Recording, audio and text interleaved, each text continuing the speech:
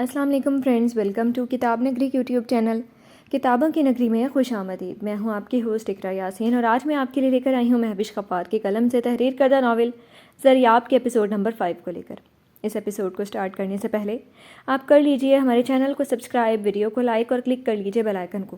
اب آتے ہیں ایپیسوڈ کی جانب۔ یہ محبت یا عاشق مزاجی کالج تک سمت رہتی ہے۔ جب آپ بزنس کی دنیا میں قدم رکھتے ہیں تو آپ کا پہلا پیار آپ کا بزنس ہوتا ہے اور زریاب ذوالفقار کا پہلا پیار اس کا کام ہے۔ متاثر کن نظروں سے دیکھتے شاکر نے اس بات میں گردن ہلائی تھی۔ وہیں زریاب سنجیدگی سے کہتا ہوا ایک نظر لیپ ٹاپ میں بنائی گئی اپنی پریزنٹیشن کو دیکھ کر منہ مسکرایا تھا۔ بات تو تمہاری ٹھیک ہے زریاب، لیکن جہاں دل اڑی کر جائے تو پھر ہم مرد بے بس ہو جاتے ہیں۔ لیپ ٹاپ بند کرتے زریاب کی بھویں سمٹی تھی۔ بالکل، مگر میں نے زریاب ذوالفقار خان نے ہارنا نہیں سیکھا۔ ہمیشہ سے ہی جیت میرے مقدر میں لکھی گئی ہے، اور جب کبھی بھی شکست سے میرا سامنا ہوا بھی تو میں بازی پلٹ کر فاتح کو اپنا مقدر بنانا اچھے سے جانتا ہوں۔ مسکرا کر کہتا ہوا وہ لیپ ٹاپ لیے اٹھ کھڑا ہوا تھا۔ ویسے عجیب بات ہو رہی ہے میرے ساتھ۔ کیا؟ اس کے پیچھے چلتے شاکر نے پوچھا۔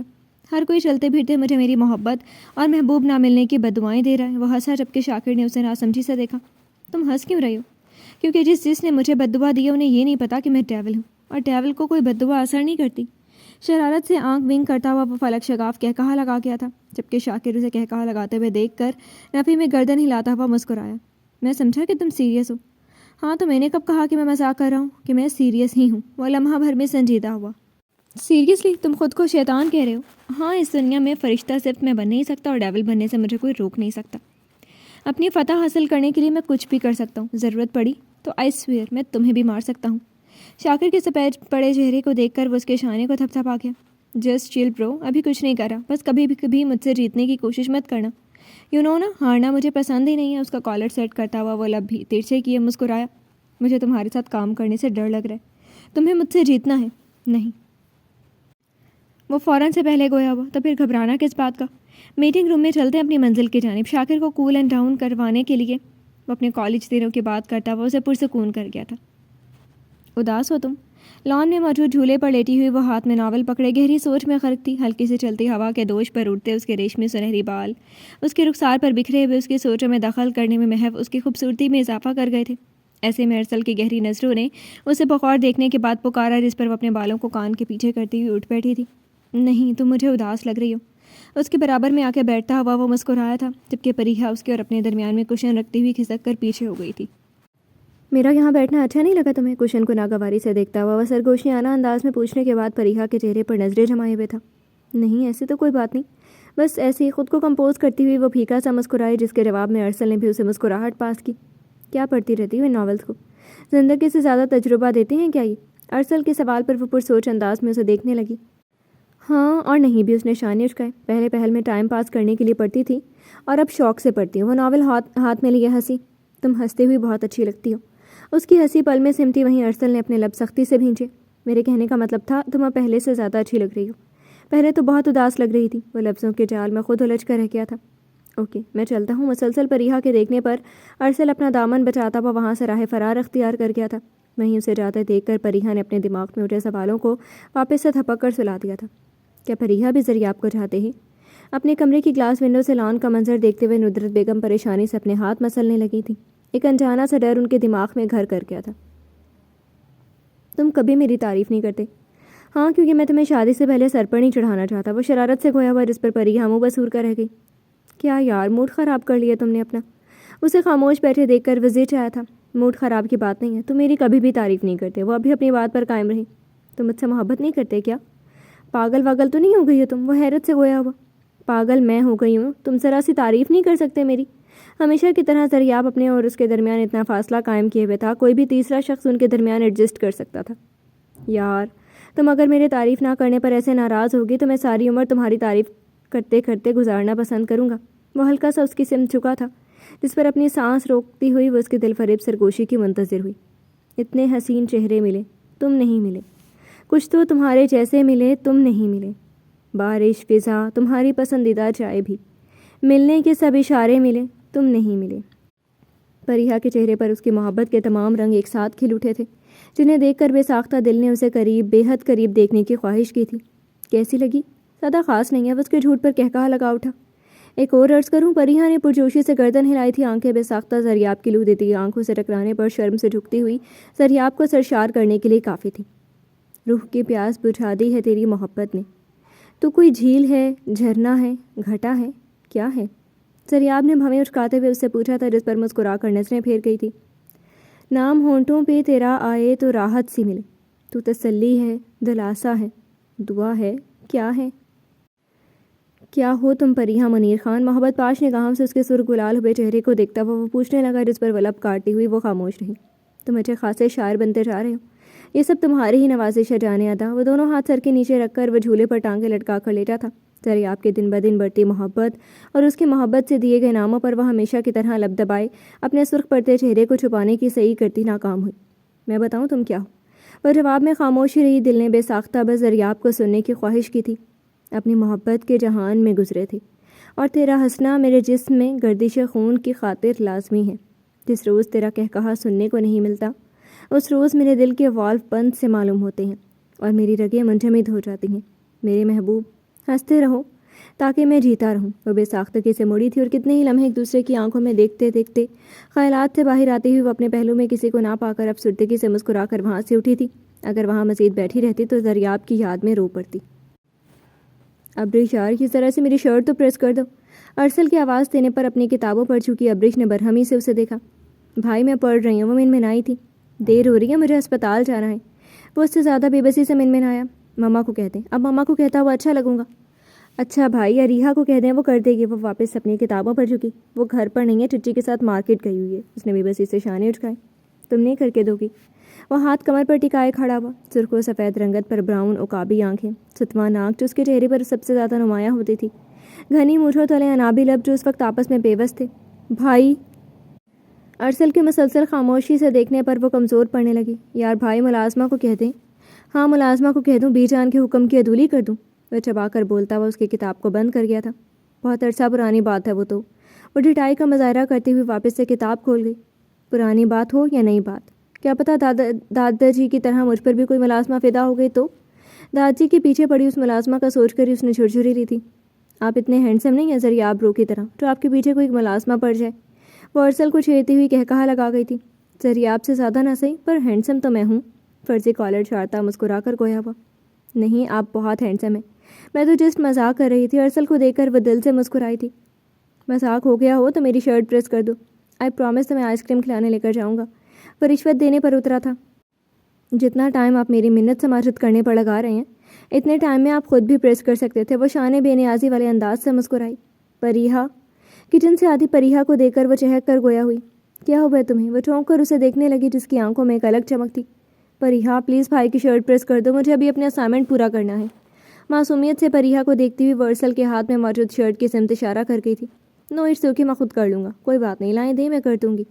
ارسل کے کہنے پر وہ مسکرا کر اپنے ہاتھ میں پکڑے مگ کو ٹیبل پر رکھتی ہوئی اس کی سمت بڑھی تھی۔ وہیں ندرت بیگم کی چھٹی حس بری طرح انہیں الرٹ کرنے لگی۔ آپ مجھے بھی کہہ سکتے تھے، میں نے انکار تھوڑی نہ کرنا تھا آپ کو۔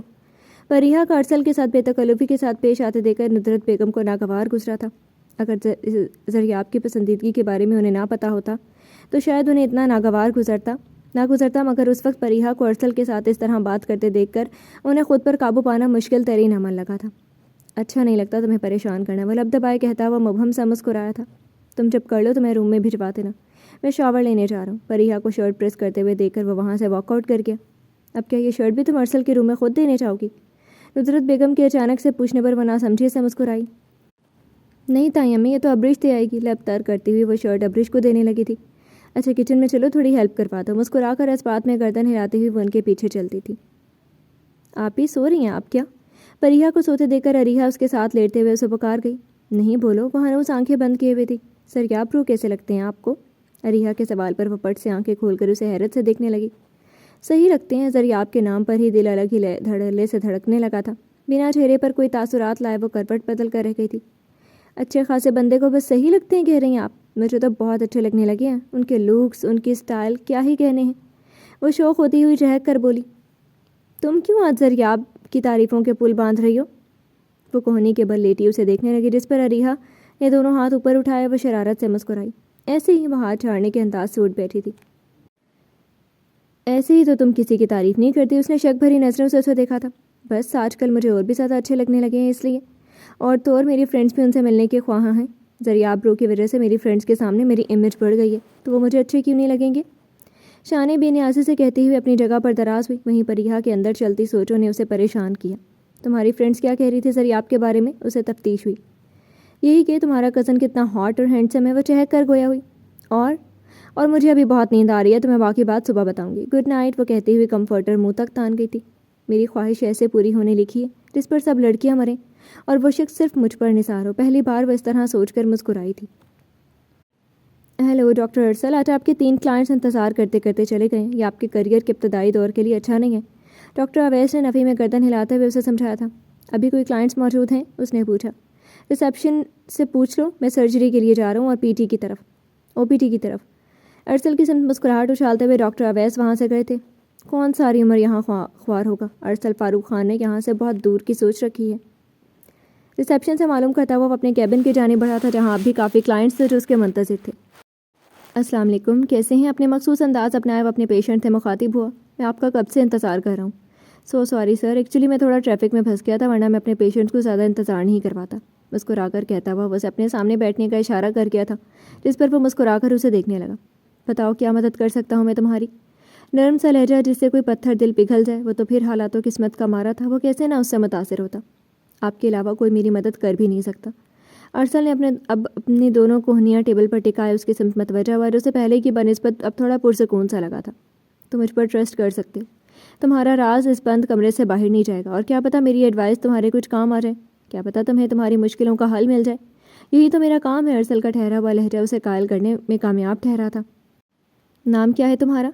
اپنے سامنے پڑے اپوائنٹمنٹ پیپر پر لکھے اس کے نام کو دیکھتا ہوا اس سے پوچھ کے، جس پر وہ اپنے دونوں ہاتھوں کی انگلیوں کو آپس میں الجھائے اندر چلتی جنگ سے جیتنے کی صحیح کرتا ہار کر سر جھکا گیا۔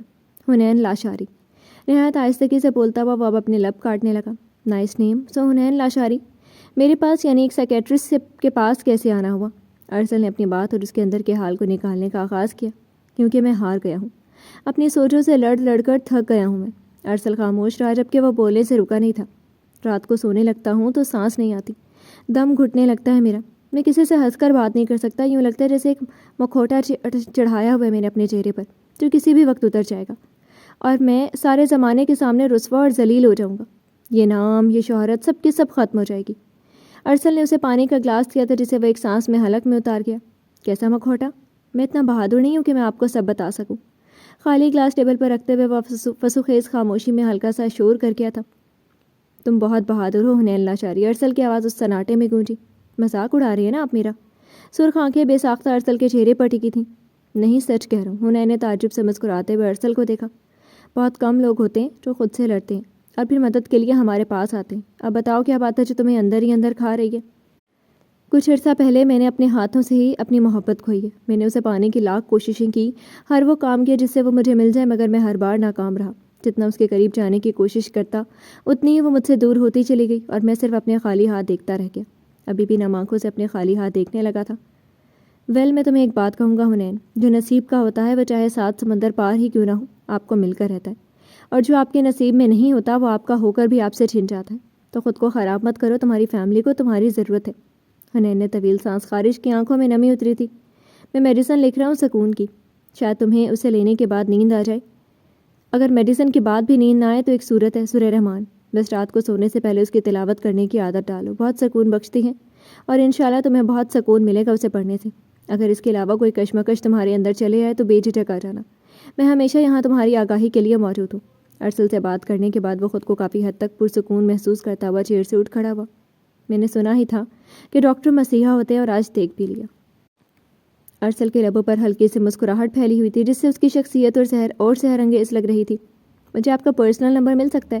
ارسل بھی اس کے ساتھ کھڑا ہوا۔ Why not? اپنا پرسنل نمبر اسے لکھ کر دیتا ہوا وہ اس سے بغلگیر ہوتے مسکرایا تھا۔ جی تو فرینڈز، کیسی لگی آپ کو آج کے ایپیسوڈ؟ کمنٹ سیکشن میں ضرور بتائیے گا۔ پھر حاضر ہوں گے ناول کی نیکسٹ ایپیسوڈ کے ساتھ، تب تک کے لیے اجازت دیجیے۔ شکریہ، اللہ حافظ۔